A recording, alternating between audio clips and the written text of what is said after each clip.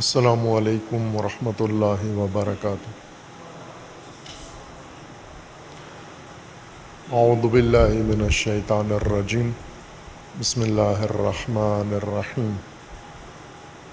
الحمد للہ والصلاة والسلام علی رسول اللہ وآلہ آل اللہ، واللعنۃ الدائمۃ علی اعدائہم واعداء اللہ من یوم عداوتہم الی یوم لقاء اللہ۔ عباد اللہ، اوصیکم ونفسی بتقوی اللہ، اتقوا اللہ فإن خیر الزاد التقوی۔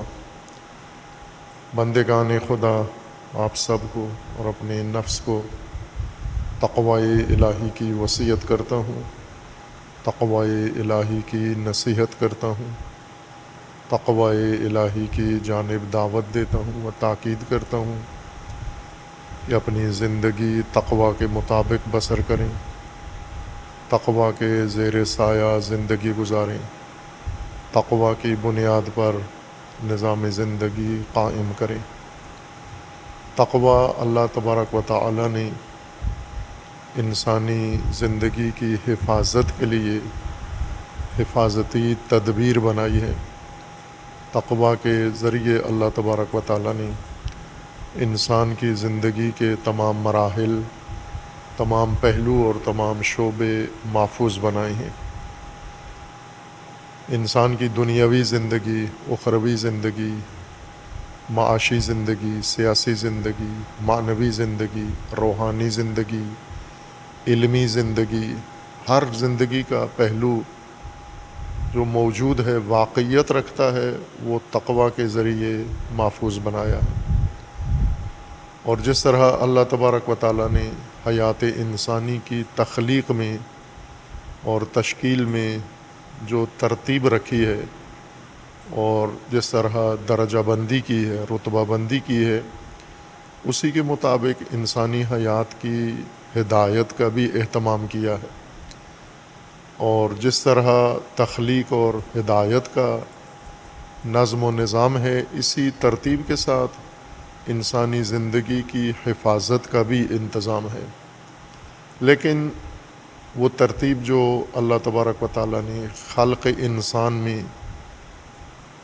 رکھی ہے اور انسانی حیات کو ترتیب دیا ہے، وہ انسان شناسی میں قرآن سے کشف نہیں کی گئی، اور حیات انسانی کی تفسیر، حیات انسانی کی ترتیب تشکیل، یہ قرآن کے مطابق نہیں ہے۔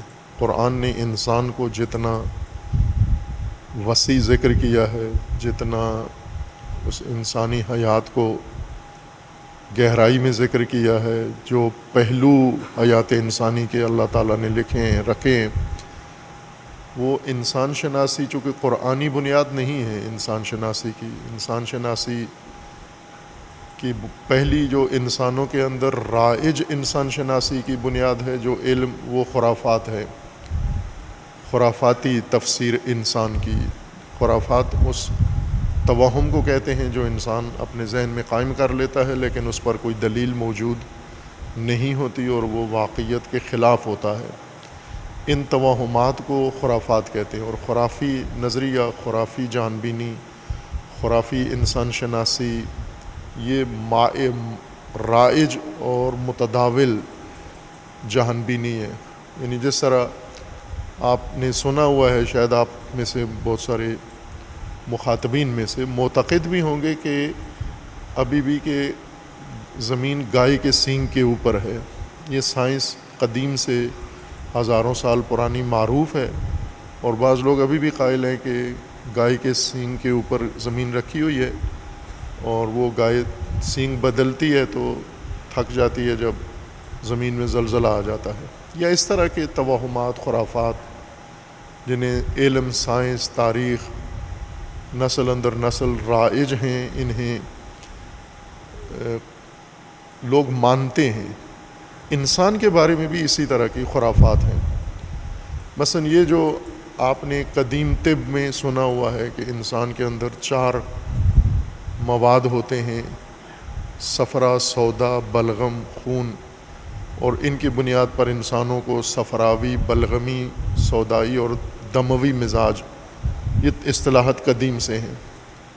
یا آپ نے یہ سنا ہوا ہے کہ حکیم پنساری آپ کو کچھ بھی ہو، پیٹ میں درد ہو، گلے میں درد ہو، سر میں درد ہو، تو وہ کہتے ہیں ناف چڑھ گئی ہے آپ کی۔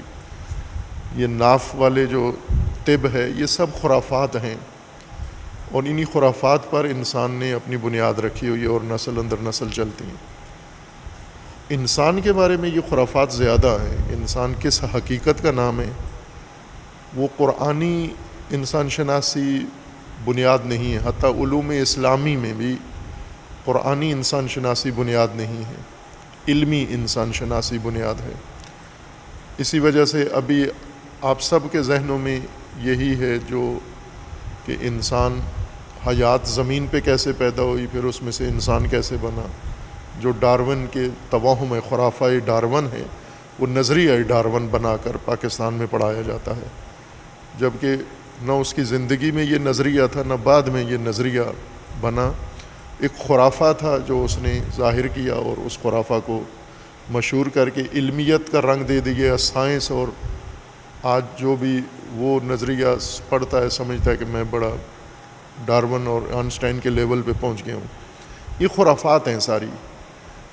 جو قرآنی حقائق ہیں ان کے مطابق ہمیں انسانی حیات کو سب سے پہلے یہ رمز و راز قرآن سے انسان کو دریافت کرنا ہے۔ قرآن ہدایت ہے، اور ہدایت کا مطلب ہے کہ قرآن ہمیں بتائے کہ کائنات کیا ہے، اور قرآن ہمیں بتائے کہ کائنات میں انسان کیا ہے، انسان کی حقیقت کیا ہے، انسان کی تخلیق میں واقعیت کیا ہے، انسان کتنا حدود رکھتا ہے، وسعت کتنی رکھتا ہے۔ اس انسان شناسی کا اثر قرآن فہمی اور نظام دینی پر پڑا ہے۔ یہ جو آج موجودہ حالت ہے ہماری، یہ اسی ناقص بلکہ منحرف، چونکہ تحریف، انحراف اور تحریف دونوں ایک مادے سے نکلے اور دونوں کا ایک ہی معنی ہے۔ تحریف دین کو اپنی جگہ سے ہٹا دینا، پھیر دینا، اور انحراف خود پھر جانا، خود جگہ سے ہٹ جانا، خود اپنی موقف سے ہٹ جانا، یہ انحراف ہے، اور کسی دوسرے کو ہٹا دینا یہ تحریف ہے۔ خود ہٹ جانا یا خود اپنے ہٹنے کے لیے بندوبست کرنا یہ انحراف ہے۔ یہ تو تحریف و انحراف کی بنیاد پر جیسے قرآن نے دین کی سب سے بڑی آفت یہ قرار دی کہ بنی اسرائیل اور یہود تحریف کرتے تھے دین میں، سب سے بڑی الجھن یہ تھی، ان کی اپنی گمراہی کا سبب، بعد میں آنے والوں کی گمراہی کا سبب، اور موجودہ لوگوں کی نسلوں کی گمراہی کا سبب تحریف تھی جو یہود نے دین میں کی، تورات و انجیل میں کی۔ اسی طرح یہی عمل پھر تسلسل سے دین میں جاری رہا تحریف کا۔ وہ تحریف شدہ دین جس کے اندر انحراف ہے، جس کے اندر حقائق اس طرح نہیں کھلے جس طرح ہونے چاہیے، یہ نصاب بن گیا ہے، اور اس کے اوپر علماء نے، بڑے بڑے علماء نے موریں لگا دی ہیں، اور ظاہر ہے کہ جس چیز پہ مور لگ جائے وہ سند ہو جاتی ہے تاریخی، وہ ڈاکومنٹ بن جاتا ہے۔ اگر جعلی آپ نے کسی کا پلاٹ اپنے نام کروا کے تحصیلدار سے، پٹواری سے مور لگوا لیے تو آپ کا ہے ابھی، بے شک ساری دنیا گواہی دے کہ آپ کا نہیں ہے، لیکن چونکہ آپ نے مور لگوا لی ہے لہٰذا یہ آپ کا ہو جاتا ہے۔ اسی طرح دین کی تحریفات پر مور لگ گئی ہے۔ جب کوئی بڑی شخصیت، بڑا عالم بھی اسی طرح کی باتیں کرتا ہے یا ان کی تائید کر دیتا ہے تو مور لگ جاتی ہے، پھر آنے والی نسل شک بھی نہیں کرتی۔ جبکہ اصول یہ ہے کہ یہ سندیں، یہ ڈاکومنٹس اپنے دور کے تھے، ہر دور میں ہر نسل کو، جیسے سائنس پر کسی نے مور نہیں لگائی، لگائیں بھی تو قبول نہیں کرتے سائنسدان کہ مور لگاؤ گے تو اس کا مطلب ہے کہ آپ نے غلط کام کر دیا ہے۔ مور نہیں لگانی، آپ نے اپنے حصے کا کام کرنا ہے، اپنے حصے کی سائنس سمجھنی ہے، سمجھانی ہے، پڑھانی ہے، اگلی نسل کے لیے دروازہ کھلا رکھو۔ اس کو حرف آخر کہہ کر آپ بند کر دو، مور لگا دو اور کہو کہ قیامت تک اب یہ بات ہوگی جو ہم نے کی ہے، یہ سائنس قبول نہیں کرتی۔ اسی وجہ سے سائنس میں جو ترقی ہے سائنس کے اندر، جو انکشافات ہیں، ایجادات ہیں، وہ زیادہ مستند ہیں بجائے دیگر علوم کے. چونکہ دیگر علوم میں یہ آ جاتا ہے کہ فوراً کسی بڑے سے مور لگوا لے، پھر اگلی نسلوں کے اوپر پابندی ہے، آپ نے نہیں سوچنا، آپ نے غور نہیں کرنا. اگر آپ نے غور کیا تو آپ اسلاف سے ہٹ گئے ہو، بزرگوں سے ہٹ گئے ہو. سائنس میں کوئی بزرگ حرف آخر نہیں ہے. جتنا بڑا بزرگ ہے اپنے حصے کی بات کر کے جائے، اگلے کے لیے دروازہ کھلا رکھے. اگر وہ مور لگائے بھی تو یہ آنے والے اس مور کو مانتے نہیں ہیں. لہٰذا ہر روز ہمیں سائنس میں ایک نیا انکشاف، ایک نئی ترقی، ایک نئی ایجاد ملتی ہے، جبکہ باقی علوم جو مور خوردہ ہیں ان میں آپ کو اسی پہ رہنا ہے. جو مور لگا کے چلے گئے ہیں پرانے بزرگ، آپ اسی کے تابع رہو. قرآن کریم ہر نسل کے لیے ہدایت و حجت ہے، اور ہر نسل کو اپنے حساب سے قرآن کو سمجھنا ہے، اپنے دور کے مطابق، اپنے زمانے، اپنے حالات کے مطابق سمجھنا ہے. گزشتہ دور کی تفسیریں اس دور کے گزرنے کے ساتھ ساتھ چلی گئی ہیں. جس طرح گزشتہ دور کے فتوے آج لاگو نہیں ہیں، آج کے فتوے آج لاگو ہیں. گزشتہ دور کی تفسیریں گزشتہ دور کے لیے تھیں، آج کے لیے نہیں ہیں. آج کی تفسیر آج کے دور کے لیے ہے. اس عمل میں جو چیز زیادہ ایک نقصان سامنے آیا ہے وہ یہ کہ صحیح قرآن شناسی، صحیح جہان بینی، قرآنی جہان بینی نہیں، مومنین کو پتہ نہیں ہے، اور قرآنی انسان شناسی. پھر ظاہر ہے جب بنیاد ہی غلط ہو، خشت اول چون حد میں مار کج، تا سریا بر رود دیوار کج. خشت اول ہی جب ٹیڑھی رکھی ہے تو اب اوپر جو بنیاد بناؤ گے، عمارت بناؤ گے، وہ آخر تک وہ تو توقع نہ رکھو کہ سیدھی ہوگی. لہٰذا تقویٰ بھی ٹیڑھا ہو جائے گا اگر انسان شناسی ٹیڑھی ہوئی آپ کی. تقویٰ ٹیڑھا ہو جائے گا آپ کا. انسان شناسی، قرآن انسان بتاتا ہے انسان کیا ہے، پھر انسان کی حیات، انسان کی ہدایت اور انسان کی حفاظت. اس قرآنی ترتیب کے مطابق انسانی حیات کا سب سے بنیادی بڑا شعبہ اجتماعی حیات ہے، سماجی زندگی.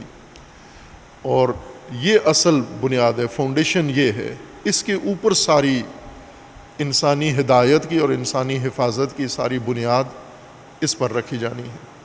اس لیے تقویٰ بھی قرآن کریم نے خصوصیت کے ساتھ تقوی امت یا تقوی اجتماعی ذکر کیا ہے، اور انبیاء کو اس کا مامور قرار دیا ہے کہ یہ آپ کی امت ہے، امت واحدہ ہے، میں رب ہوں تمہارا، اور تم تقوی اختیار کرو. فتقونی، تقوی اختیار کرو. فتقوا اللہ، اللہ کا تقوی اختیار کرو. یعنی یہ امت ہے، اس امت کی حفاظت کرو، آپ نظام کی حفاظت کرو.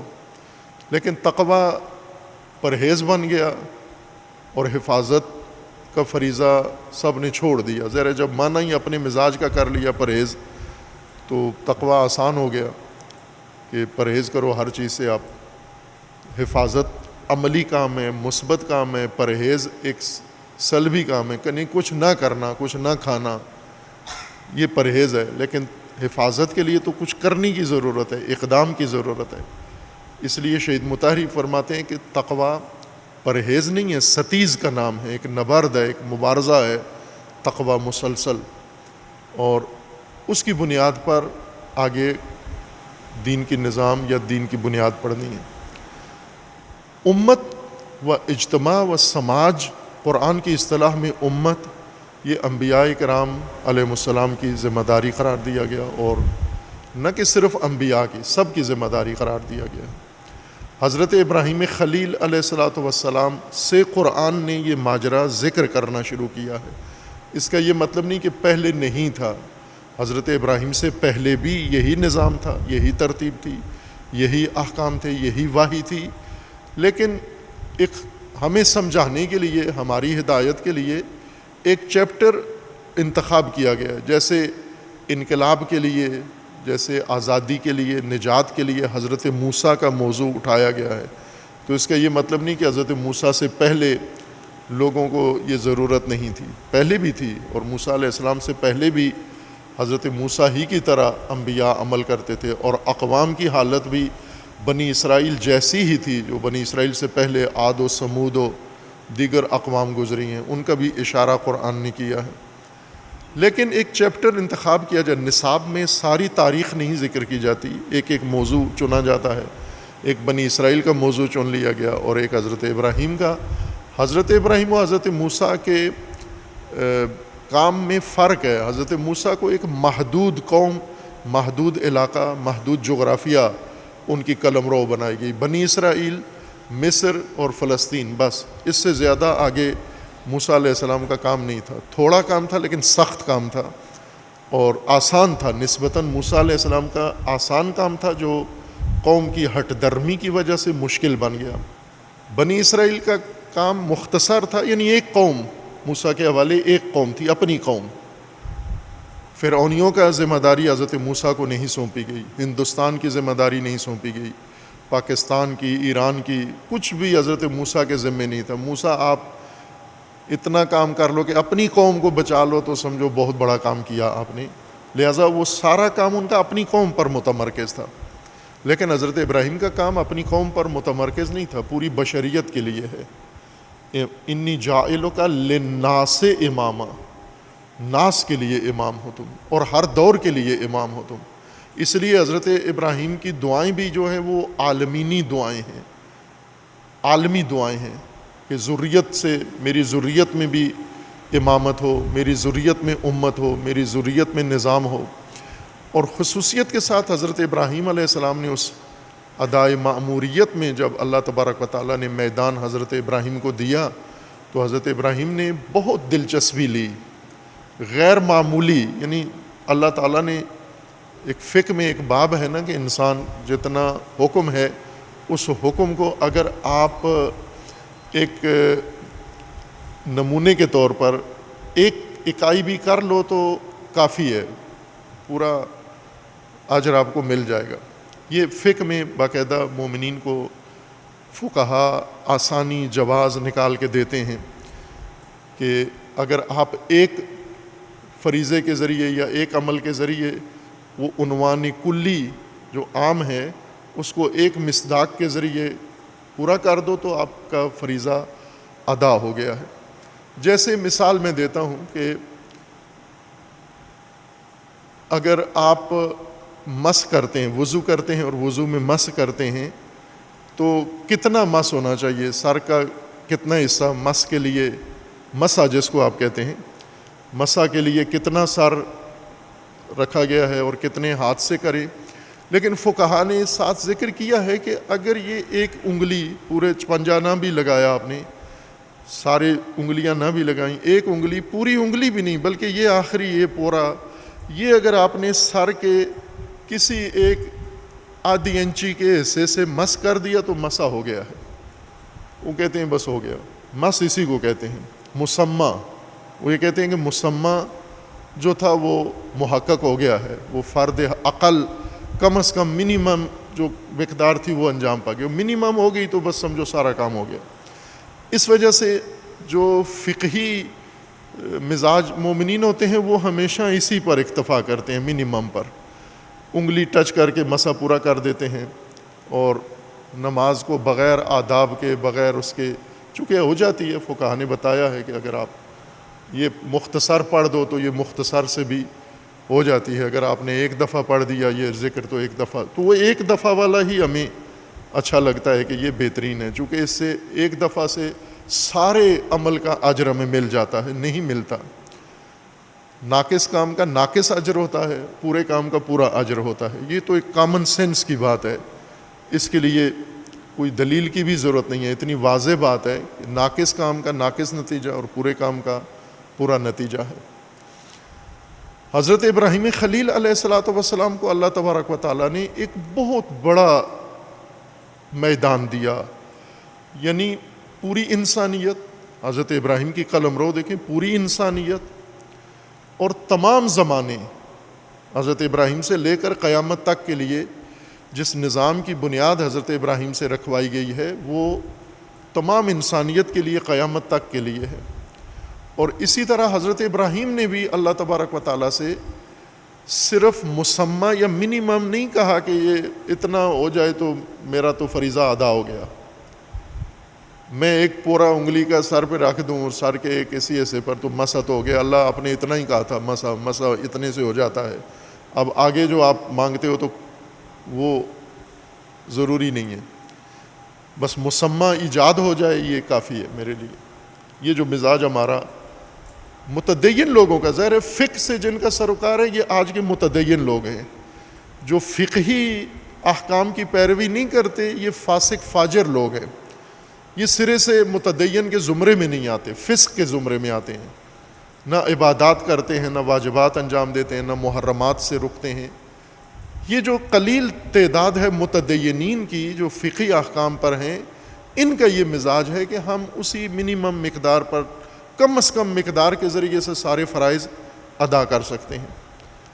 جیسے ہم مثلا اگر جمعے میں حاضر ہونا ہے، حضور کے لیے بھی انہوں نے جمعہ کے حضور کے لیے بھی کہا ہے کہ کتنا حضور مسمى، حضور کا مسمى یعنی یہ کہ آپ پہنچے ہیں، جمعہ قائم ہو گیا ہے، بس حضور ہو گیا آپ کا منیمم شرکت، کم از کم شرکت یہ ہے کہ آپ 1 منٹ جمعہ اٹینڈ کر لیں، 1 منٹ سے پورا جمعہ آپ کے کھاتے میں لکھ دیا جائے گا۔ یہ خود فقہا نے یہ راستے نکالے ہیں۔ امام شہید باقر الصدر رحمۃ اللہ علیہ نے ایک کتاب لکھی ہے، ظاہراً کتاب الحیل یا اس طرح کا اس کا نام ہے، ہیلے، شرعی اور فقہی ہیلے جو دلیلوں سے اور روایات سے نکال کے فقہا لکھتے ہیں، اور سخت انہوں نے اس پر افسوس کا اظہار کیا کہ یہ ہیلے دین سے دوری کا سبب بن رہے ہیں، یہ دین کے اندر ایک طرح کا انحراف ایجاد کر رہے ہیں۔ اور ہیلے مثلا علماء فقہا بہت تعداد میں، جیسے خمس نہیں دینا چاہتے تو علماء نے بتا دیا ہے کہ جب آپ کی ڈیٹ آئے خمس دینے کی تو آپ رات کو کیا کریں، اپنی بیوی کے نام کر دیں سارا پیسہ، دکھاوے کے لیے، اس کو دینا نہیں ہے، صرف رات کو اس کو کہہ دینا ہے کہ میرا جتنا مال ہے تیرا ہے، چونکہ کل 1 جنوری ہے اور میرے خمس کا دن ہے، تو اس دن اس نے خمس کرنا ہے، حساب نکالنا ہے، کچھ بھی نہیں ہے، سارا پیسہ تو بیوی کا ہو گیا ہے، اور 2 جنوری کو بیوی سے واپس لے لیتا ہے چونکہ اس نیا سال شروع ہو گیا ہے۔ خوب یہ علماء بتاتے ہیں یہ طریقے ان کو، دین سے دین کا انحراف، دین سے فرار، دین کے ذریعے، یہ علماء بتاتے ہیں، کتابوں میں لکھے ہوئے ہیں یہ ہیلے سارے، اور اسی طرح کرتے ہیں وہ اپنے آپ کو مستطیع، مثلا حاج ہے، مستطیع ہو گئے ہیں آپ، تو آپ استطاعت سے نکلنے کے لیے آپ اپنا مال جو ہے وہ کسی بیٹے کو دے دو، بیٹی کو دے دو، رشتہ دار کو دے دو، کسی کے حوالے کر دو، جب نیا سال شروع ہوگا میں تو مستطیع نہیں ہوں چونکہ میرے پاس جو مال تھا وہ تو خرچ ہو گیا، نکل گیا۔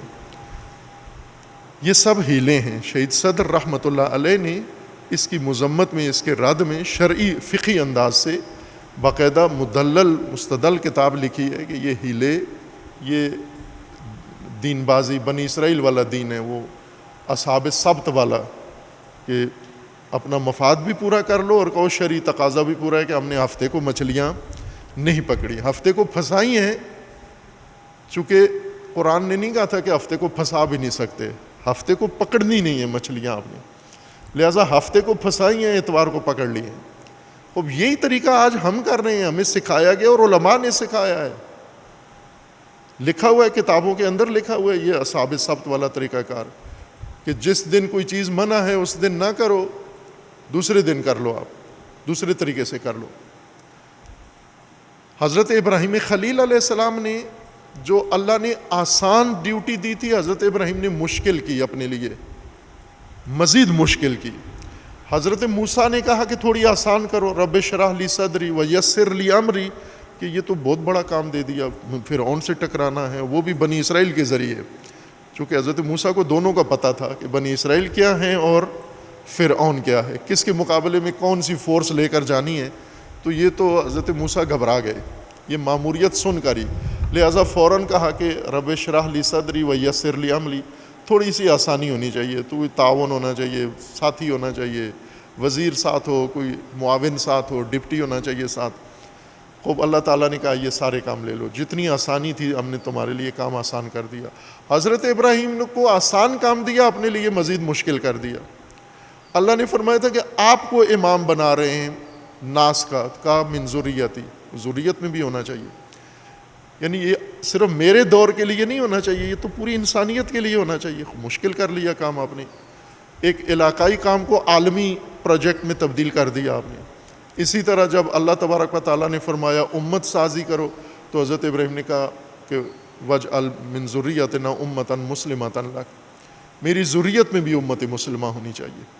خوب ہر کام کو تکمیل، یعنی حضرت ابراہیم کو بنیاد کا حکم تھا، حضرت ابراہیم نے تکمیل بھی اللہ سے طلب کر لی کہ تکمیل بھی ہونی چاہیے. جو میرے حصے کا کام ہے میں کروں گا، اس بڑے عالمی وسیع نظام کی بنیاد میں ڈالوں گا. جو میری زندگی میں ہوا، جو نہیں ہوا وہ ذریت کرے گی، وہ بعد میں آنے والے کریں گے. لہٰذا ہر کام میں اب حضرت ابراہیم کو آسانی سے شروع ہوا، دشواری کی طرف چلا گیا آگے. اسی میں سے حضرت ابراہیم نے اللہ تبارک و تعالیٰ سے جو طلب کی ایک دعا، ربنا وابعث فیہم رسولا منہم یتلو علیہم آیاتک ویعلمہم الکتاب والحکمہ ویزکیہم انک انت العزیز الحکیم. اب ہمارے ذہن میں ایک دعا ہے، دعا کرنے میں کیا خرچہ ہوتا ہے، کیا پیٹرول لگتا ہے آدمی کو. دعا کرو، سب کے لیے کرو، اپنے لیے کرو، دوسروں کے لیے، کیونکہ دعا کے بعد ہمارا کام ختم ہو جاتا ہے. لیکن حضرت ابراہیم صرف یوں نہیں کہ اللہ تعالیٰ تک ایک بات پہنچانا چاہتے تھے پھر ابراہیم کا فریضہ ختم ہو گیا. حضرت ابراہیم نے جو اللہ سے طلب کیا اس کے مناسک بھی ساتھ مانگ رہے ہیں. مناسک پہلے منع کیا ہے ہم نے، منسک و مناسک ان ابتدائی بنیادی کاموں کو کہا جاتا ہے جو کسی بھی کام کے آغاز کے لیے بنیاد بنتے ہیں، فاؤنڈیشن بنتی ہے. وہ ابتدائی کام جس کے اوپر ساری بنیاد کھڑی ہونی ہے، ان سارے کاموں کو، فرائض کو مناسک کہا جاتا ہے. تو حضرت ابراہیم جو اللہ سے طلب کر رہے ہیں تو مناسک تو حضرت ابراہیم نے انجام دینے ہیں.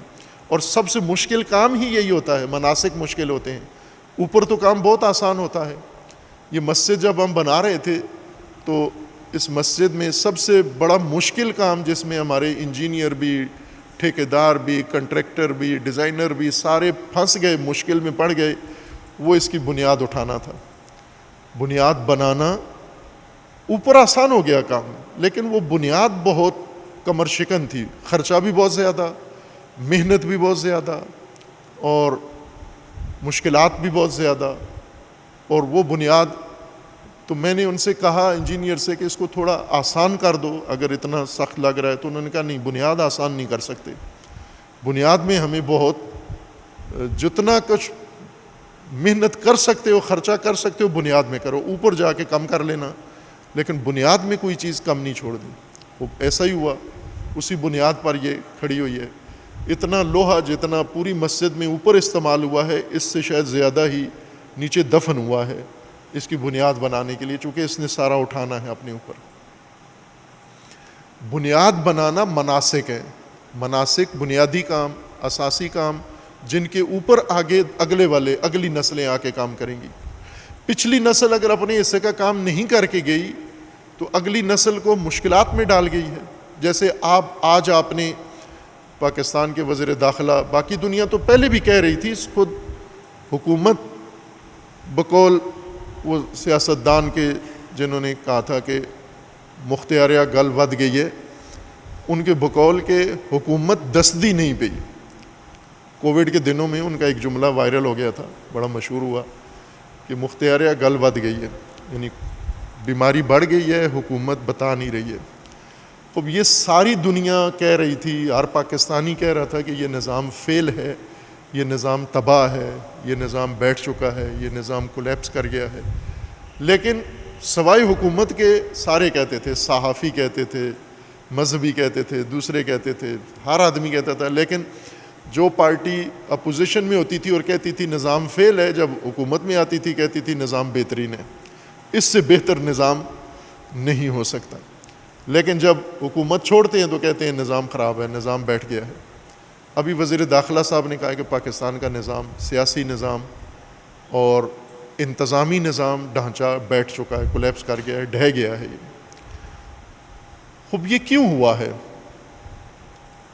یوں نہیں ہے کہ یہ موجودہ نسل اس کی ذمہ دار ہے، نقصان ان کو ہوا ہے. ملبے کے نیچے یہ آئے ہیں. جب چھت گرتی ہے، ابھی پچھلی بارش میں جو پچھلے ہفتے ہوئی تھی لاہور میں، ایک 3 منزلہ گھر، چھوٹا سا 2 مرلے کا، جس میں 3 بھائی 3 طبقات میں رہ رہے تھے، وہ پورا گھر گر گیا.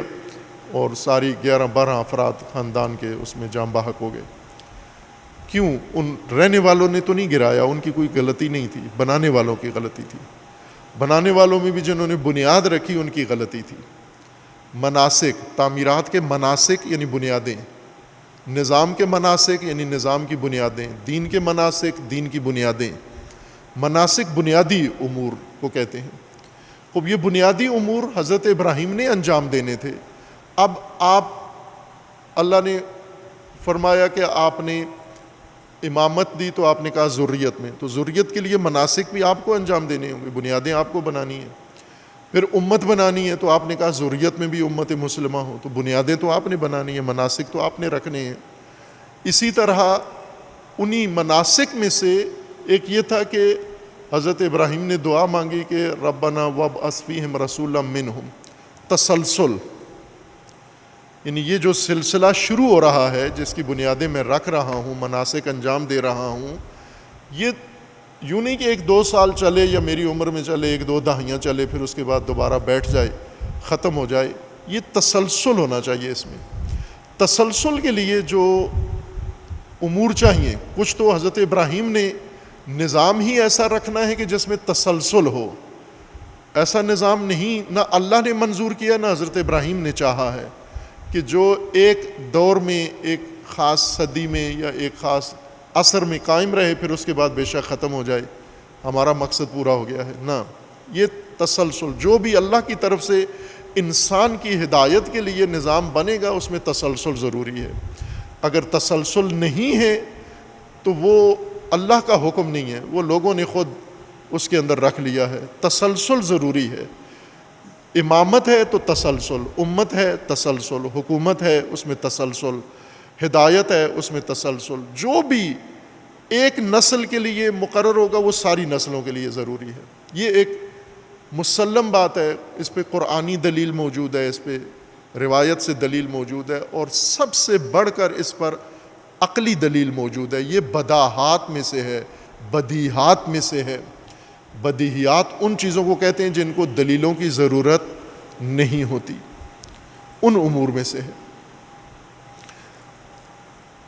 اور اس تسلسل کے لیے حضرت ابراہیم نے اللہ سے دعا مانگی، اور وہ ہے جس طرح حضرت ابراہیم کو اللہ نے مبعوث کیا تو تسلسل بعثت ضروری ہے۔ ربنا وابعث فیہم رسولا، تسلسل نبوت کا بھی، لیکن نبوت سے پہلے تسلسل بعثت کا ضروری ہے، چونکہ انسانی سماج کو، انسانی ہر نسل کو، ہر طبقے کو، ہر دور کے لوگوں کو جس بنیادی سماجی امر کی ضرورت ہے وہ بعثت ہے۔ بعثت سے انسانی سماج اپنی جہت میں رہے گا، اپنی حالت پر قائم رہے گا اور اپنے ہدف کی طرف رہے گا۔ اگر بعثت کا عمل ختم ہوا، کمزور ہوا، یہاں سے ہلاکت، تباہی شروع ہو جائے گی، یہاں سے کولیپس کر جائے گی ساری چیزیں۔ اگر یہ تسلسل نہ ہوا، اگر بنیاد نہ ہوئی، مناسک نہ ہوئے اور اس میں تسلسل نہ ہوا، یہ کولیپس کر جائے گا۔ اب ظاہر ہے کہ وزیر داخلہ کی طرح بہادر آدمی ہر ایک نہیں ہوتا۔ یہ پاکستان میں پہلا وزیر عہدے پہ بیٹھے ہوئے جنہوں نے اعتراف کیا ہے کہ نظام کولیپس کر گیا ہے، لیکن اس سے پہلے اتنی جرأت، شجاعت کسی کے اندر موجود نہیں تھی۔ لیکن اب پاکستان کے نظام تو ایک الگ موضوع ہے، اسلامی نظام، الہی نظام، مومنین کا نظام، قرآن کا نظام، ائمہ کا نظام، اہل البیت کا نظام، انبیاء کا نظام، کیا وہ قائم ہے یا وہ بھی کولیپس کر گیا ہے؟ آج موجود ہے کسی جگہ، اس کے اندر زندگی گزار رہے ہو آپ، اور اس کا نزدیک نزدیک کوئی امکان بھی نظر آتا ہے آپ کو؟ الہی نظام کا سایہ آپ کو میسر آئے گا؟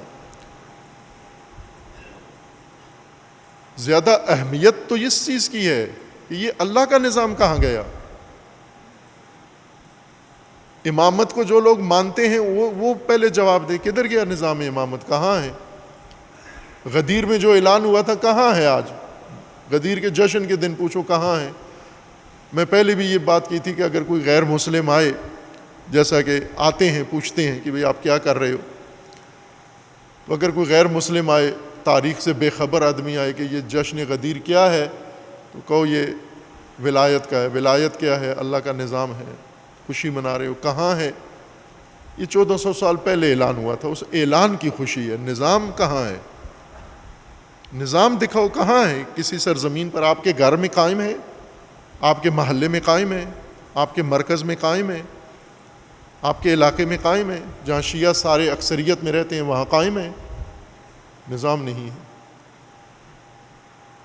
دکھا نہیں سکتے ہم نظام، تو کولیپس ہو گیا نا۔ نہیں ہے دکھانے کے لیے کچھ بھی نہیں، آج نہیں صدیاں پہلے بھی چلے جائیں کچھ بھی نہیں ہے دکھانے کے لیے، صرف جشن ہے اور سو گئے بس۔ دکھانے کے لیے نظام موجود نہیں ہے۔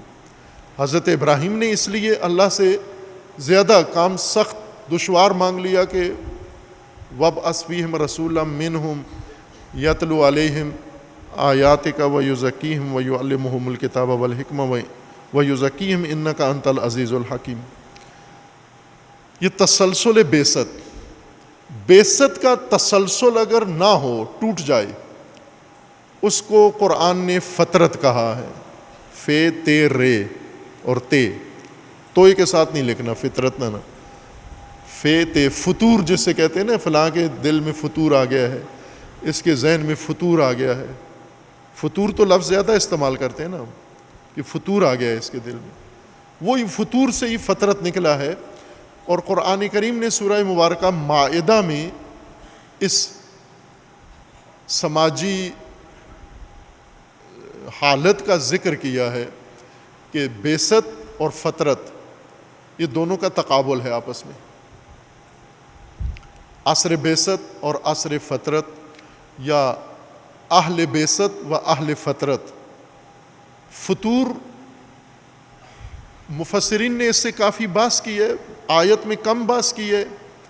ایک دوسری جو آیت گزری ہے کہ رسول اللہ صلی اللہ علیہ وآلہ وسلم، بلکہ اسی آیت کو بھی اور بعض دیگر آیات سے استفادہ کر کے علماء نے ایک حاشیے کی بحث چھیڑ دی ہے، فطرت کا معنی اپنے مزاج کا کر کے پھر بحث کا رخ قرآن سے موڑ کے دوسری موضوع پر لے گئے ہیں۔ وہ یہ کہ رسول اللہ صلی اللہ علیہ وآلہ وسلم پر ایک وقت ایسا آیا کہ وحی نازل ہونا بند ہو گئی، 3 سال تک جبرائیل نہیں اترے، وحی نہیں آئی، کسی بھی ذریعے سے جو وحی کا طریقہ ہوتا تھا اس طرح سے وحی نہیں اتر رہی تھی۔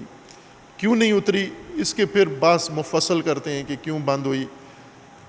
اللہ ناراض ہو گئے، رسول اللہ نے کوئی نعوذ باللہ کوئی اللہ تبارک و تعالیٰ کے احکام کے مطابق عمل نہیں کیا، کیا وجوہات بنی۔ پھر اس میں مفصل باتیں ہیں، پوری جلدیں اور کتابیں لکھ دی ہیں کہ یہ کام ہوا یا نہیں ہوا۔ ایک طبقہ کہتا ہے ایسا نہیں ہوا، وحی تسلسل کے ساتھ رسول اللہ پر جاری رہی، کسی دوران بھی متوقف نہیں ہوئی۔ ایک طبقہ یہ کہتا ہے کہ شیعہ سنی دونوں میں ہیں، بعض سنی علماء بعض شیعہ علماء، اہل سنت البتہ زیادہ ہیں جو کہتے ہیں کہ یہ کام ہوا، 3 سال تک رسول اللہ پر وحی نازل نہیں ہوئی۔ بعض شیعہ علماء بھی اس کی تائید کرتے ہیں کہ ایسا ہوا، کچھ عرصے تک وحی رک گئی، نزول وحی۔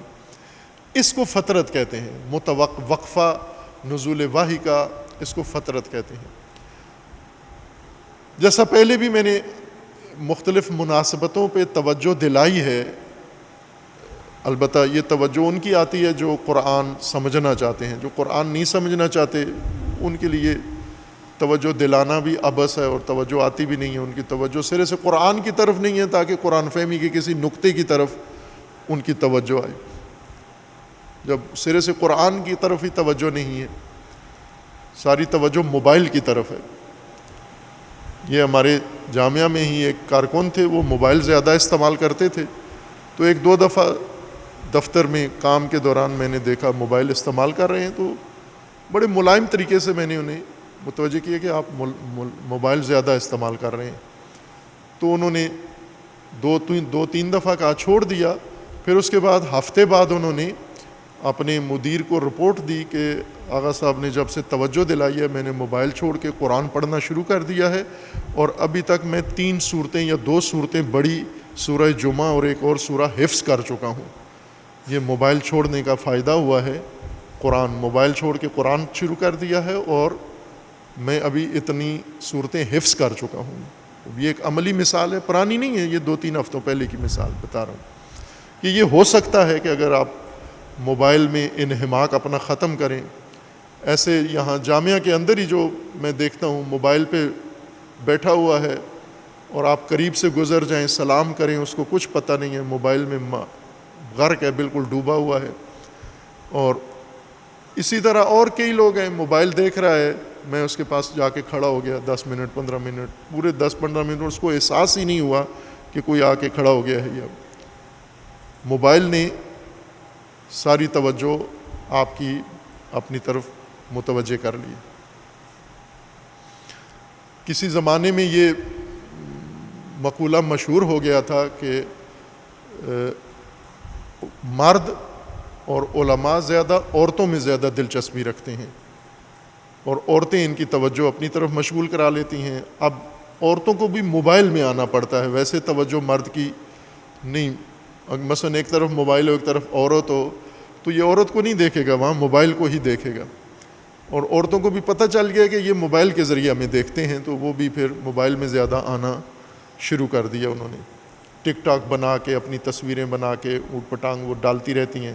انہیں پتہ ہے کہ گاہک ہمارے زیادہ ہیں، مومنین بھی ہیں، اور کئی مجلس میں بیٹھے ہوئے جمعے میں بیٹھے ہوئے سارا موبائل اپنا چالو رکھتے ہیں. یہ ایک معمول بن گیا. اگر ہم غور کریں، دھیان دیں، جس چیز کو توجہ جس کی طرف ہونی چاہیے توجہ کریں، اس کی طرف، قرآن کی طرف توجہ کریں اور قرآن فہمی کے نکات کی طرف توجہ کریں. قرآن فہمی کا نقطہ جو بار بار عرض کیا ہے کہ جو تفاسیر ہیں ان کے اوپر غالب ہے یہ رنگ، اور تقریریں ظاہر ہے اسی سے متاثر ہو کے کی جاتی ہیں کہ قرآنی معارف اور قرآنی الفاظ اور مفردات کو اپنی بنیاد سے لغت سے ہٹا کر علمی یا کسی اور بنیاد پر معنی کیا جاتا ہے، جس کی ایک مثال یہی فطرت ہے. فطرت تفاسیر پڑھیں شیعہ سنی، ان میں تے کے ساتھ فطرت، میں بار بار کہہ رہا ہوں لڑکی کا نام نہیں رکھ لینا فطرت. فطرت کا مطلب ہوتا ہے کمزوری، ضعف، نڈال. پھر یہ نہیں کہنے نہ نیا نام ایک پتہ چلا ہے تو لڑکی کا نام فطرت رکھ دو. فطرت رکھ سکتے ہو، فطرت نہیں رکھنا. فطرت کا مطلب ہوتا ہے فطور، جیسے ذہنی فطور یعنی ذہنی کمزوری.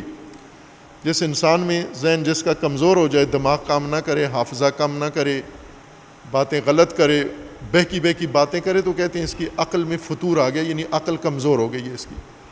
فطرہ کا بنیادی معنی کمزوری ہے، ضعف اور کمزوری. لیکن یہ جو فطرت کی آیت یا تفاسیر میں بحث ہے، وہ ساری فطرت کا معنی ہے وقفہ، انقطاع، نبوت کا وقفہ یا وحی کا وقفہ.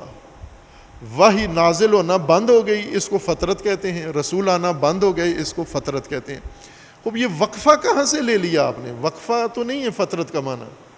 فطرت کا مطلب ہوتا ہے کمزوری، کمزوری آ گئی ہے، ضعف آ گیا ہے. کمزوری کو فطرت کہتے ہیں، ضعف کو فطرت کہتے ہیں. اور خصوصاً جو معنی ہے فطرہ کا، وہ حالت مقابل ہے، اپوزٹ حالت ہے بعثہ کے. اگر بعثہ کا معنی سمجھ جائیں آپ تو اس کی الٹ حالت کو فطرہ کہتے ہیں، فطرت کہتے ہیں. بعثت کا معنی پہلے کافی تکراراً آپ کی خدمت میں عرض کیا ہے. قم مقدسہ میں یادش بخیر جب وہاں تھے تو یہ موضوع وہاں سے شروع کیا تھا بیان کرنا، اور اسی بعثہ کے خوبصورت معنی کی وجہ سے ہم نے قم میں جو اپنا ایک مطالعاتی تحقیقاتی ادارہ رکھا تھا، اس کا نام بھی بعثت تھا، مرکز تحقیقات اسلامی بعثت، جس کا مخفف بنتا ہے متاب.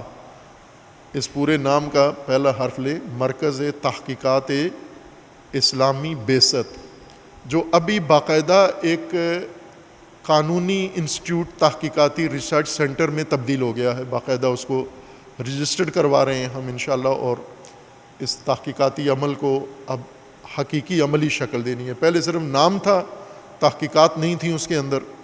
اب انشاءاللہ تحقیقات بھی شروع ہو گئی ہیں اور آپ جلدی انشاءاللہ دیکھیں گے کہ اس تحقیقاتی مرکز کے ذریعے جو واقعاً تحقیقات ہیں وہ انجام پائیں گی انشاءاللہ۔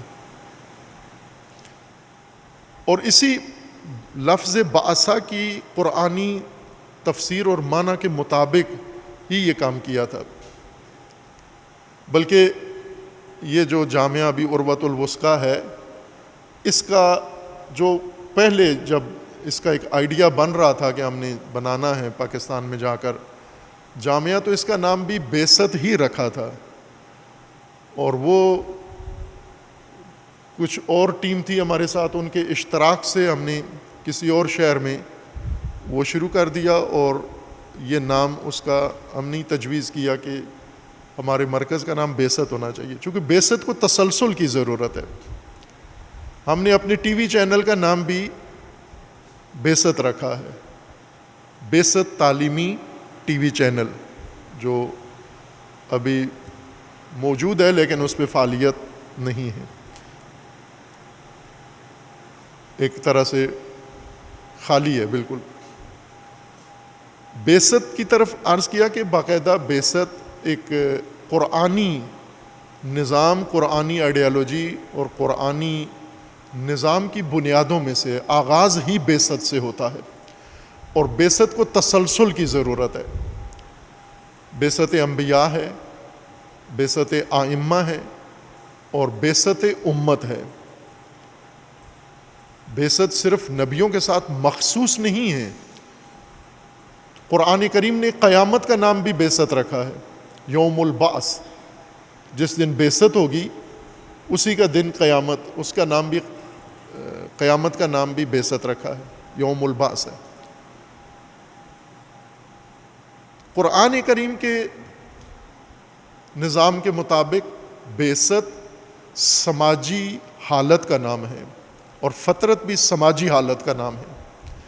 علم کلام اور علم حدیث اور علم فقہ کا موضوع سماج نہیں ہے، علم فقہ کا موضوع حکم ہے، علم کلام کا موضوع فعل خدا ہے، اللہ کی صفات، اللہ کی ذات اور اللہ کے افعال، اور اسی طرح حدیث کا موضوع قول رسول اللہ صلی اللہ علیہ وآلہ وسلم یا اقوال ائمہ ہے، شیعہ تفسیر کے مطابق۔ اہل سنت کے ہاں فقط قول رسول اللہ یہ حدیث ہے۔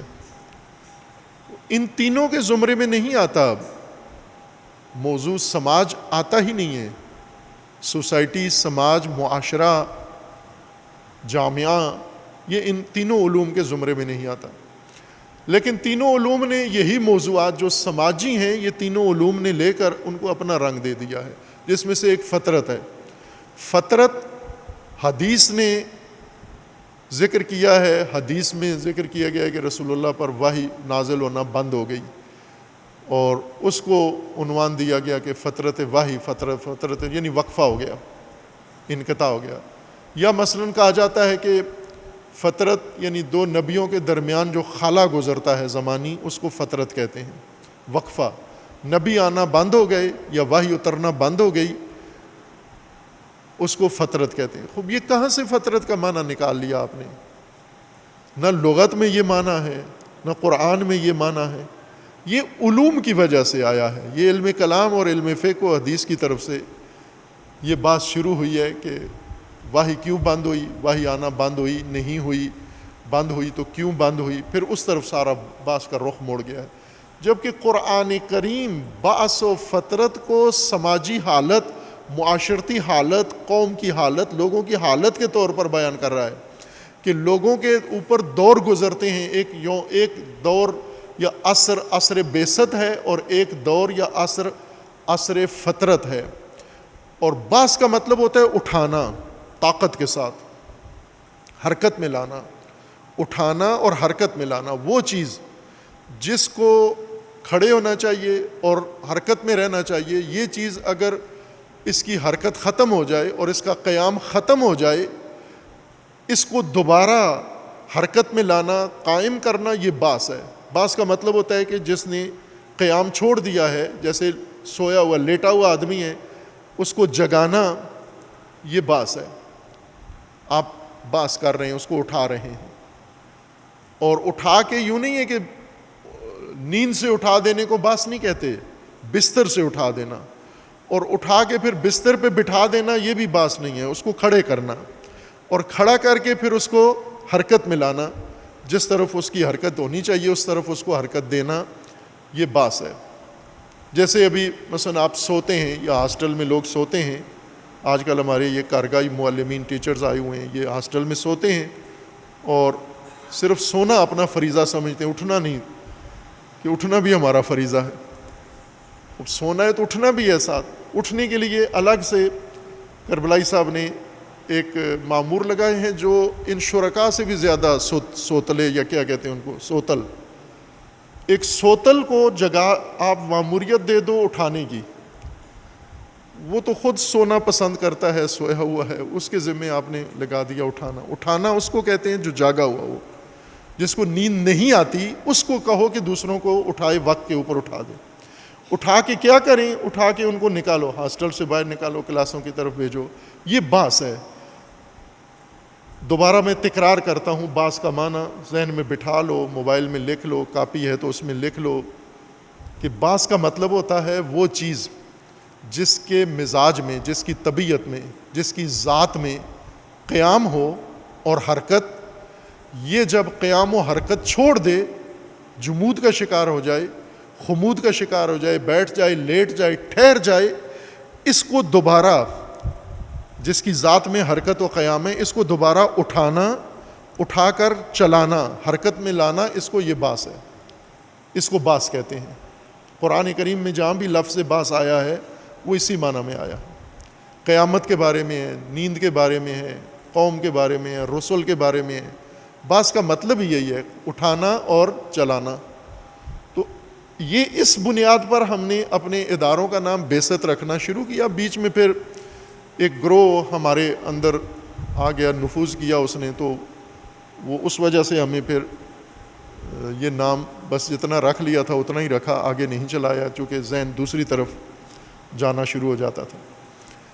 لیکن اگر ہوتا، مسائل نہ ہوتے تو شاید ہر چیز کا نام بعثت ہی رکھتا میں، استادوں کا نام بھی، بچوں کا نام بھی، امت کا نام بھی، پاکستان کا نام بھی، ہر چیز کا نام بعثت ہونا چاہیے تھا، چونکہ یہیں سے بنیاد بنتی ہے۔ بعثت، اٹھنا اور چلنا اس مقصد کی طرف جس کے لیے آپ کو پیدا کیا گیا ہے، بنایا گیا ہے۔ فطرت اسی چیز کے خاتمے کو کہتے ہیں، یعنی جنہیں کھڑا ہونا چاہیے تھا وہ بیٹھ جائیں اور جنہیں چلنا چاہیے تھا وہ رک جائیں۔ کیوں رکیں؟ کمزوری کی وجہ سے، کمزور پڑ جائیں، طاقت ختم ہو جائے، قوت ختم ہو جائے، انرجی ختم ہو جائے، جوش ختم ہو جائے، ولولہ ختم ہو جائے، موومنٹ ختم ہو جائے، حرکت ختم ہو جائے۔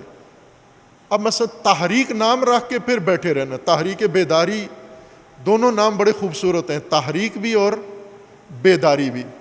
اب تحریک بیداری بنا کے پھر آدمی نہ بیدار ہو، نہ تحریک ہو اس کے اندر، نہ حرکت ہو اس کے اندر، اب یہ مذاق ہو جائے گا پھر اس نام کے ساتھ۔ تحریک کا مطلب حرکت میں لانا، بیداری کا مطلب جاگتے رہنا، لیکن نہ جاگا ہوا ہو آدمی، نہ حرکت میں ہو، اور نام ہو تحریک بیداری۔ جیسے کئی لوگ اپنا نام رستم رکھتے ہیں، کل ٹوٹل 25 کلو وزن ہوتا ہے جوانی میں، اور ہوا کے جھونکے سے بھی گر جاتے ہیں، موٹر سائیکل سنبھالی نہیں جاتی، تھوڑی دیر موبائل ہاتھ میں اٹھائیں بازو میں درد ہو جاتا ہے، پھر نام رستم ہے۔ نام کا بھرم رکھو، جو نام رکھا ہے تحریک کا، بیداری کا، اس کا بھرم رکھو، بیدار رہو اور حرکت میں رہو۔ جس کو بیدار رہنا ہے، قائم رہنا ہے، یہ بیٹھ جائے۔ کیوں؟ کمزوری کی وجہ سے۔ کمزور لوگ کھڑے نہیں ہو سکتے، کمزور قومیں کھڑی نہیں ہو سکتی۔ کمزوری جب آتی ہے سوسائٹی میں، معاشرے میں، قوم میں، مذہب کے مومنین کے اندر کمزوری آتی ہے، یہ حرکت، قیام چھوڑ دیتے ہیں اور حرکت روک دیتے ہیں۔ اس حالت کو فتور کہتے ہیں۔ یہ فتور آ گیا، ان میں کمزوری آ گئی ہے۔ وقفے کو نہیں کہتے، نبیوں کو روک لینے کو فطرت نہیں کہتے، وحی روک لینے کو فطرت نہیں کہتے۔ یہ معنی کہاں سے لے لیا ہے؟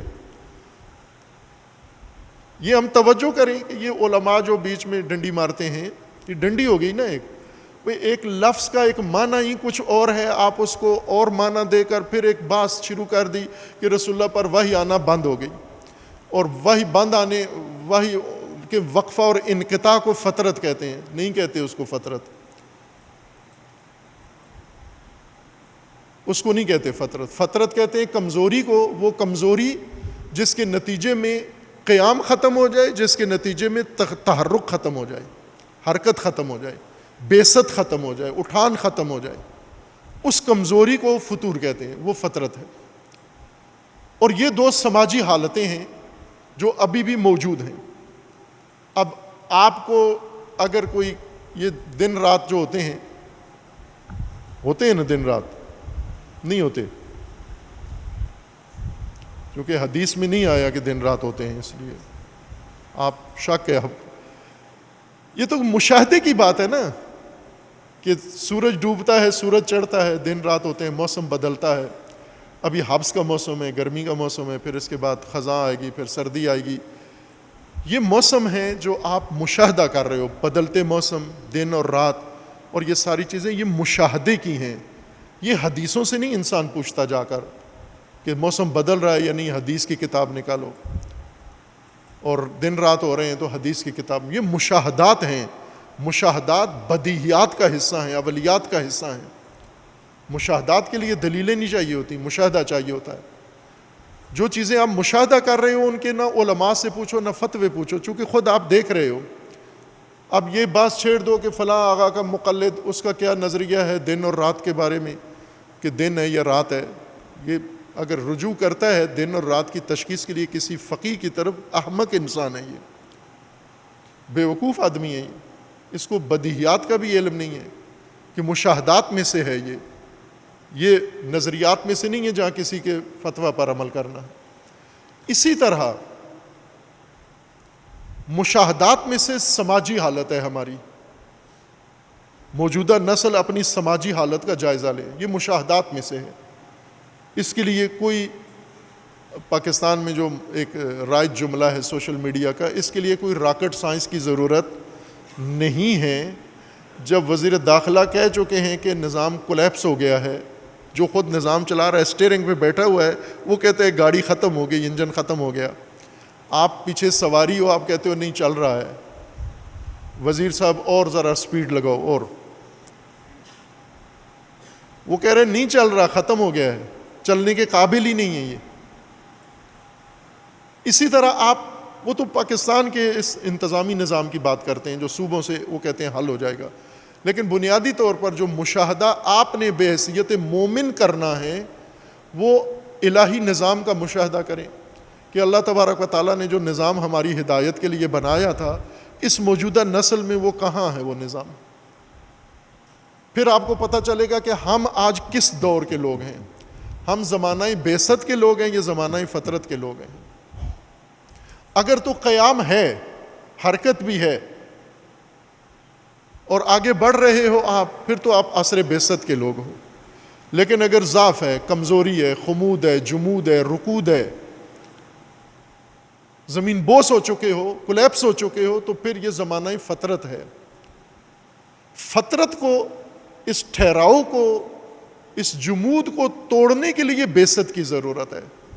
اسی لیے حضرت ابراہیم خلیل علیہ الصلوۃ والسلام اللہ تبارک و تعالیٰ سے یہ طلب کر، ربنا وابعث فیہم رسولا منہم، ان کے اندر رسول مبعوث فرما، یتلو علیہم آیات، وہ کیا کرے، تلاوت کتاب کرے، تعلیم دے اور تزکیہ کرے.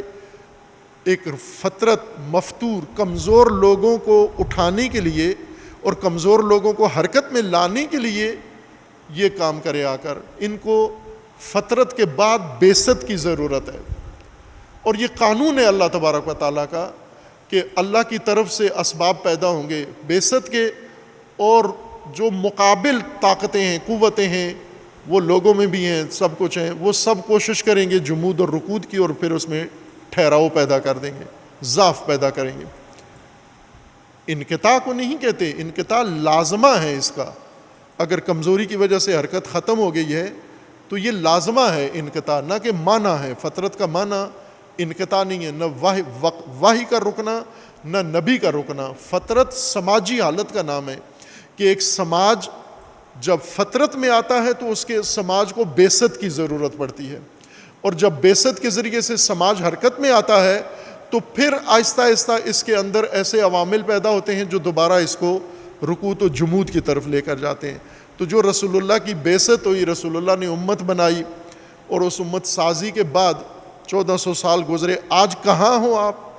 بعثت رسول کو ختم کر کے قوم نے دوبارہ حالت فطرت اختیار کر لی ہے، رکود اختیار کر لیا ہے، جمود اختیار کر لیا ہے۔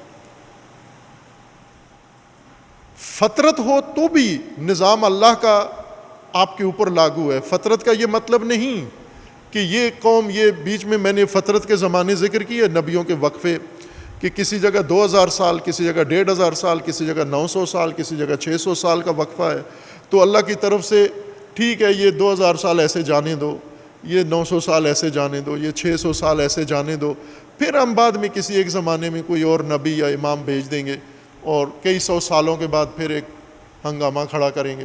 یہ تو نہیں ہوئی ہدایت۔ ہدایت کا مطلب ہے ہر فرد، ہدایت کا مطلب ہے ہر نسل، ہدایت کا مطلب ہے ہر قوم۔ ایک فرد بھی نظام ہدایت سے مستثنا نہیں ہے، اور فطرت و بعثت دونوں میں نظام ایک ہے، کام ایک ہے، ذمہ داری ایک ہے، فریضہ ایک ہے۔ فطرت کا مطلب جیسے ایک توانا شخص ہے، صحت مند شخص ہے، ایک بیمار ہے، جو بیمار ہو کے کمزور ہو گیا ہے یہ مفتور ہے، یہ فطور اس کے اندر آ گیا، جسمانی فطور ہے، لیکن جو توانا ہے اور اپنا کام کاج کر رہا ہے یہ صحت مند انسان ہے۔ فطرت یعنی بیمار معاشرہ جو بیمار ہو گیا ہے، اور بعثت وہ صحت مند معاشرہ جس کے اندر طاقت آ گئی ہے، انرجی آ گئی ہے، فکر آ گئی ہے، بیداری آ گئی ہے، اور جو کھڑا ہو کے اب اس نے حرکت شروع کر دی ہے۔ یہ دو حالتیں ہیں سماجی، لیکن دونوں حالتوں میں انبیاء کرام علیہ السلام آتے ہیں، اور خصوصاً اولی العزم نبی، کہ جب فطرت چھا جاتی ہے، سستی کاہلی چھا جاتی ہے، قوم سو جاتی ہے، پھر نبی آتے ہیں، اس کو دوبارہ اٹھاتے ہیں، اور اس کے بعد وہ دوبارہ زوال کا شکار ہونا شروع ہو جاتے ہیں۔ پھر اس کے بعد اللہ تبارک و تعالیٰ کی طرف سے ایک ایسی ہستی شخصیت پھر بھیجی جاتی ہے جو دوبارہ ان کو اٹھائے۔ تو اس کا یہ مطلب نہیں کہ جب لوگ سست ہو جاتے ہیں تو یہاں پر یہ بے قصور ہیں اور نبی آئیں گے وہ آ کر ان کو اٹھائیں گے۔ فطرت، فطور، ضعف، کمزوری، قرآن نے صراحت کے ساتھ ان کو نہی کی ہے کہ یہ جائز نہیں ہے اپنے اندر ضعف اور کمزوری پیدا ہونے نہیں دینا۔ وہن نہیں آئے تمہارے اندر، ضعف نہ آئے تمہارے اندر، خوف نہ آئے تمہارے اندر، فشل نہ آئے تمہارے اندر، کمزوری نہ آئے تمہارے اندر، ہمیشہ بعثت کی حالت میں قائم رہو، اس کو جاری رکھو۔ ضعف آئے گا پھر آپ مغلوب ہو جاؤ گے، پھر آپ کو اٹھانے کے لیے دوبارہ کسی ہستی کو بھیجا جائے گا تاکہ یہ ہدایت کا سلسلہ نہ رکے۔ یہ تسلسل نظام الہی کا، تسلسل امامت کا، تسلسل ہدایت کا، یہ وہ موضوع ہے جو فراموش کر دیا گیا ہے دینی نصاب کے اندر، اور ایسے کہ فطرت کے زمانے کے لوگ یہ اللہ کی رحمت سے فقط امیدوار رہے ہیں، باقی اسباب اللہ نے روک لیے ہیں سارے۔ نہیں ہوا ایسے، اسباب ہدایت خدا نے نہیں روکے، وہ رکھے ہیں، اور انہی کے ذریعے سے آپ نے ہدایت پانی ہے۔ نہ یہ کہ ابھی یہ زمانہ جو 1200 سال تشیع پہ گزر رہا ہے، زمانہ غیبت جس کو کہتے ہو، یہ اس وجہ سے کہ اللہ نے امام اٹھا لیا، اب امام آئیں گے تو دوبارہ وہ ایک نسل میں آئیں گے، اس نسل کو کامیاب کر دیں گے۔ یہ باقی ہزاروں نسلیں جو گزر رہی ہیں ان پر آنکھیں بند کی ہوئی ہیں اللہ تعالیٰ نے، نعوذ باللہ، نہیں بند کی ہوئی ہیں۔ تمام نسلوں کے لیے یکساں انتظام ہے، اسی کو قرآن سے دریافت کرو۔ وہی اس لیے حضرت ابراہیم نے یہ تسلسل کی دعا مانگی، ربنا وابعث فیہم رسولا منہم یتلو علیہم آیاتک ویعلمہم الکتاب والحکمہ ویزکیہم انک انت العزیز الحکیم۔ آگے جاری ہے یہ بات انشاءاللہ، اس کو اللہ نے توفیق دی، زندگی ہوئی جاری رکھیں گے۔ اللہ تبارک و تعالی ہمیں قرآن کو سمجھنے کی، دین کو سمجھنے کی توفیق عطا فرمائے، اور صحیح فہم کے مطابق سمجھ کر اس پر عمل کرنے کی اللہ توفیق عطا فرمائے۔ اعوذ باللہ من الشیطان الرجیم، بسم اللہ الرحمن الرحیم، انا اعطیناک الکوثر فصل لربک وانحر ان شانیک هو الابتر۔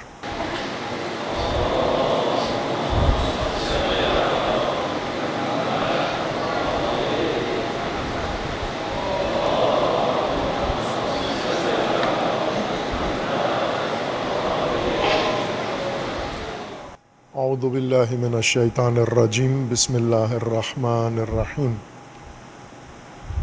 الحمد للہ والصلاة والسلام علی رسول اللہ وآلہ آل اللہ، سیما علی امیر المؤمنین علی بن ابی طالب علیہ الصلاۃ والسلام، و فاطمۃ الزہرا سیدۃ نساء العالمین، والحسن والحسین سیدی شباب اہل الجنہ و صبطی الرحمہ، و علی بن الحسین و محمد بن علی و جعفر بن محمد و موسیٰ بن جعفر و علی بن موسیٰ و محمد بن علی و علی بن محمد والحسن بن علی والحجۃ بن الحسن القائم منتظر المہدی، حجج اللہ علی عباد و امناؤہ فی بلاد، واللعن علی اعدائہم اجمعین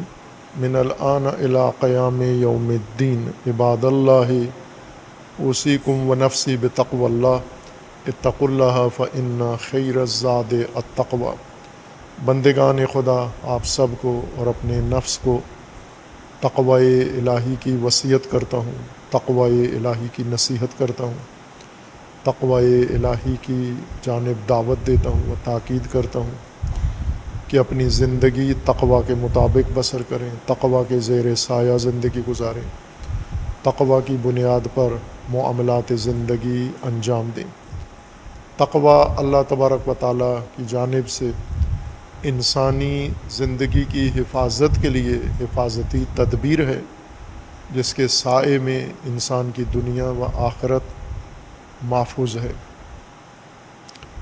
تقوی کے بغیر انسان